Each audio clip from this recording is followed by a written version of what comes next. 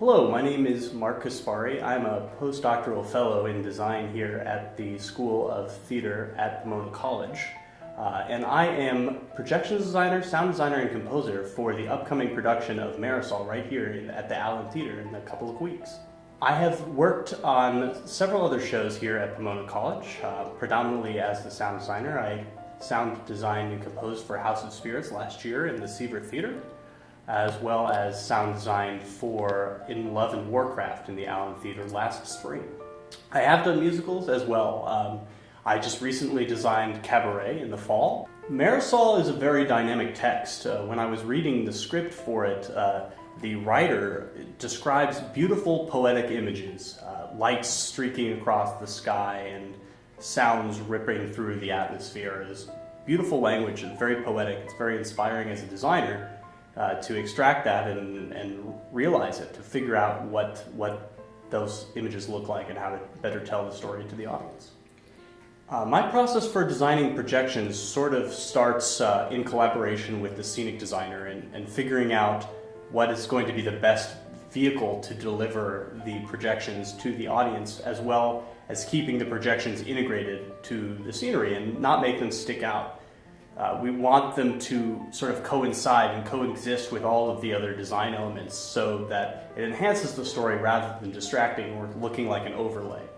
So coming from looking at the text and conversations with the scenic designer, developing the best way to facilitate that projections integration. Then from there, I move on to conversations with the director and figuring out the best concept for the projection design, how she wants to tell the story and how I can help the director tell the story. Then moving forward into actually creating that content itself. Then working with the rest of the design team to make those projections happen in the tech process. Definitely, there's research that goes into projections design. It starts when you read through the text and start to explore the environment that the characters exist in. What is the architecture like? What is the time period like?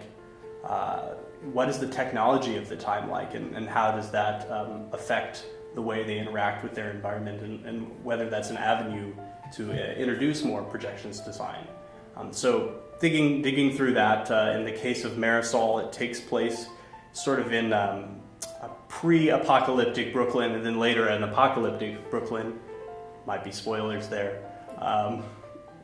But so yes, pulling, in this case, a lot of images of graffiti because there's a lot of text in the show.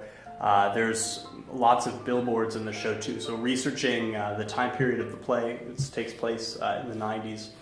And New York, and looking at what those billboards look like, try to emulate that style as well. The best way to show and convey my initial design ideas, after you sort of do the research and you create some initial sketches, we live in a lovely day of technology, so it's very easy to send out a link to a sample. But in this case, the projections for Marisol are projected on different surfaces, like there's a brick wall with a lot of different textures. So for the mock-ups, the demos of what this content looks like, we rendered the projections on top of a mock-up of what that wall would look like to try to create an example of what these projections are going to look like in space to the best of our ability, so we can get buy-off from the director and the rest of the design team. Sound design and projections go hand in hand. As I mentioned earlier, I am also the sound designer on this show. It is in that, going back to the idea of the design helping to tell the story, close integration between projection and sound design really further push the narrative forward. If we're both responding to the same thing, if we're both responding at the same time, that makes those design moments, those moments even more powerful. Often sound and projections go together in the sense that we may see things in the visuals and the projections design that make sounds. And so it's very handy to also be able to create the sounds that couple the visuals, and the timings of those things then will go precisely together. When there's two different people doing the sound and projections design, it's really important to collaborate with them ahead of time so that the sound can be responding to the video and the video can be responding to the sound and keep right in sync throughout the show. The differences between educational and professional theater, I find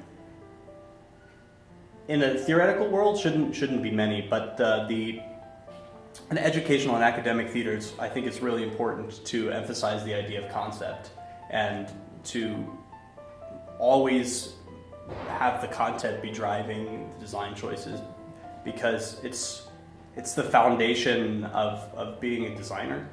And I also think that in academic theater, we have the time, we can have the luxury to experiment and to play around that we may not have in a professional theater. So we can maybe try something and see what we can do to make it work, and try something else and see what we can do to make it work, and really have that time to experiment in academia that we may not have in the professional world, where time is much more condensed and we have to pre-plan a bit more in the to expedite the technical process.